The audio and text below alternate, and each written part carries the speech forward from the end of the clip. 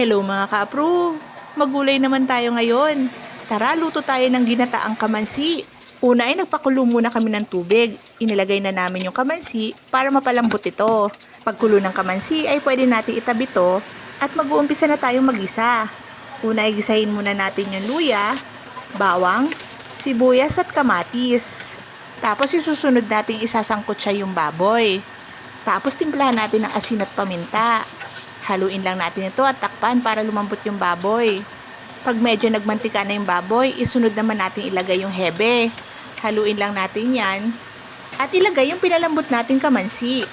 Dagdagan din natin ng 1½ cup ng tubig para mas lumambot po yung kamansi natin at maluto. Takpan na natin yan at hintayin kumulo. Pagkatapos ay lagyan na rin natin ng timplang patis at ginisa mix. Tapos lagyan natin ng 2 kokomama para mas lalong sumarap at maging magata ang ating gulay. Haluin lang natin yan. Pagkatapos ay titimplahan na natin siya ng 2 kutsara ng bagoong para mas lalong maging malasa ang ating gulay. Haluin lang natin ulit yan. Tapos pag nahalo na ay takpan na natin para mas lalong maluto ang ating kamansi at baboy. Pag kumulo na ito at malambot na ang lahat ng gulay, pwede na natin ilagay yung siling green.